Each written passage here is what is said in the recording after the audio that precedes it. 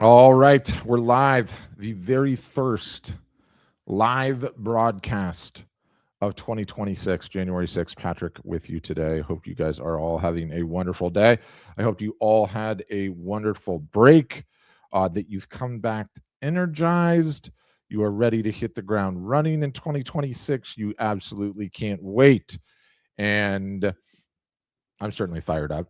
I'm fired up to be going live because do you know what one of the most successful marketing techniques and tactics is going to be in 2026 in an age when AI is absolutely faking everything imaginable and taking over everything? Live broadcasts. You want to know why? Because you can't fake being this ugly. Okay. The live broadcast is just a tremendous, tremendous marketing technique tactic. So, had a great downtime, had a great break, had a chance to reflect on things, had a chance to go further and further and further down the AI rabbit hole, which I've been wanting to do recently, and threw together a little presentation to dust off the dust, I guess, or work off the cobwebs of not going live for a couple of weeks and enjoying a break. And so, what I want to present today is how to stand out in 2026. Okay. You're an artist, you're a photographer, you're looking at this particular year and you want to do better than you did in 2025. And the good news is that you don't need to dominate the world. All you really have to do is you do better than you did in 2025. The only competition you have is your business and what that looked like in 2025, right? So I want to talk about how to stand out as an artist in 2026. Okay. How to stand out as a photographer, how to get noticed, how to get attention, how to actually grow your business in 2026.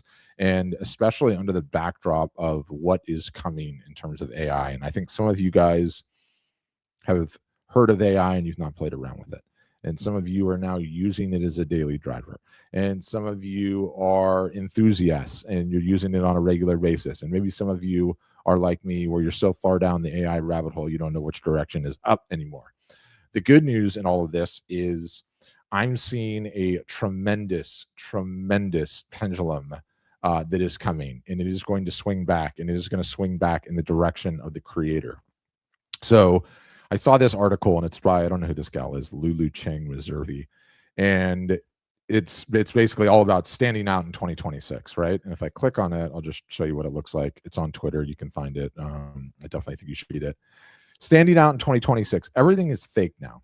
Fake content by fake influencers with fake engagement from fake followers, launching fake products with fake testimonials. A Potemkin village on a global scale, a glossy facade popped up by heaps and heaps of beige slop. Temu for content. And really, what she's doing here, what she's going on to say is anyone that's like really, really down the rabbit hole in AI sees what's coming, where this is all about to go. Okay. And it's all moving so fast. You know, the amount of fake stuff out there, you can't tell what's real anymore. And this is only going to get so exacerbated in this year, 2026, as all of this stuff is moving at a million miles an hour. And you're probably sitting there as an artist or a photographer and you're like, okay, what does this mean for me? This is sort of terrifying. I know some people are using AI to generate art already. I already don't like that. Where am I going to land? What am I going to do? What is this all going to look like? Right. And the key takeaways from her article and her position, which I'm strongly, strongly believing in now, is that as a result of this AI generated everything, AI's talking to other AIs, the level of fatigue for AI that's coming is going to be extreme. It is a shiny object right now. And yes, people really like it. Yes, people are flocking to it and all of that. But it is essentially just a shiny, or it's not a shiny object. The fatigue that is coming is going to be insane. Okay. If you put in real effort to create beautiful, durable things with zero tolerance for slop, you're going to win. If you show real evidence for real outcomes, not these flashy claims, you're going to win. Design real world events that outlast cheap impressions. Show up as real humans with real flaws, not ultra polished AI personas. And live broadcasts can't be faked, right? It's authenticity that you cannot manufacture. Form real relationships. Real narratives take 6 to 8 months to build. And there were a ton of comments on this particular post. And it's like, yes, podcasts are doing well because humans know that written text is easily produced and faked. But podcasts feel real because you see the real person, right? And even more so with live shows. And it's why memes shared by like really powerful people is working so well. And by the way, like when I say that this is getting out of control, AI is getting out of control, you know, Chavez or whatever this guy's name is, Maduro was arrested what, like, 48 hours ago. And he's in the same jail cell or the same jail institution as Puff Daddy, P. Diddy, right? And they're already making things that look like this. It's like it's absolutely staggering to me how good the AI is going to get. No one has any idea how crazy this is going to be in 2026, how literally out of control this is going to be. Like everything can be faked, anything can be duplicated. And the point that this whole article is making, and yes, I think that's hilarious. The point that that whole article is making, and like everything that I'm attempting to show with this, is that I believe that the backlash that's coming is going to be so extreme that authenticity like is going to win. Brand equity, if you like. Basically, people are going to be driven to what is real, what is created by real humans, what you can prove is the real thing, right? And this person left a comment: AI will soon start talking to AI. Real creators will disperse from platforms and regroup in smaller social circles, something like Clubhouse or Discord, where bots really can't get in. Fakeness, and this is like such one of the great points, like fakeness, okay, used to require at least some effort. Now it's free, and effort is the new proof. This took time is the new. This is true and worthy of your time. Okay, this is actually where I believe everything's going. I believe that like this whole entire AI revolution, AI this, that, and the other, is going to end up being the single solitary greatest thing for you guys as creators we've ever seen. Because if you are a real creator that is putting real time, energy, and effort into things, that is going to become the new diamond. That is going to become the new most valuable thing that exists, because it's real and it's created by a real person and it took real effort, and it's not done by a machine and it's not done by a piece of software. I think the blowback on this is going to be absolutely serious. I loved this comment. It just feels like a throwback to 2014 when in person was serious for business people. Online was just a tool to keep in touch. This whole blowback against AI is coming. My position, and I'm going to be ranting about this all year, is that it uniquely positions creatives that are good at telling stories, okay, above and beyond absolutely everyone else out there. People are going to flock to the real. They're going to flock to things that were created by real human beings that I know are real human beings that I can verify that their story, that are absolutely able to articulate their story. Which brings me up to my second part of this rant, kicking off my first broadcast of 2026 here. That's my story, and I'm sticking to it.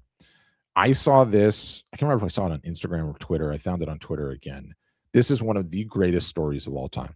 If you listen to any of the live broadcasts that I had in 2025, if you listen to any of the live broadcasts or podcasts or any of those things that I released in 2025, I kept banging the drum all year long. Story, story, story, story, story, story, story. Very few artists and photographers out there are telling their story. They're not who you are, what you do. It's just art, art, art, art, art, art, art, art, art. Photography, photography, photography, photography. Look at my photography. No one's telling stories. You've got to tell stories. The work is not enough.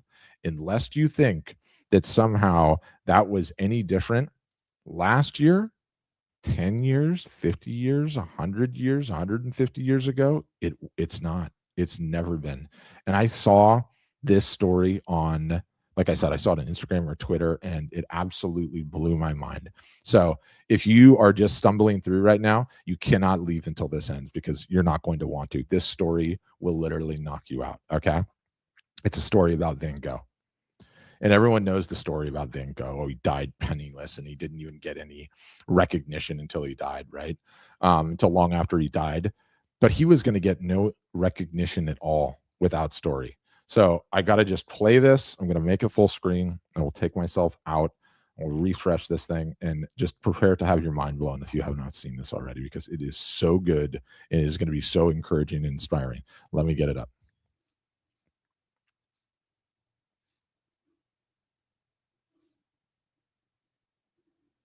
Hold on, I'll restart.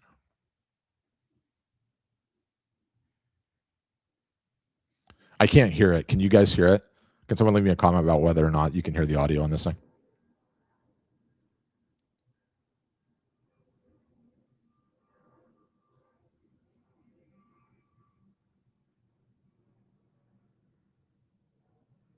No. Okay, Jennifer Watson already saying no. I gotta figure out my hack. I'm gonna get this to work. Just bear with me. It's gonna take me a second. Oh, come on. You have to play. This is so good. How can I make this? I have to be in. That's how it works. I get it. All right, let's see if this will work now. Why are you not playing?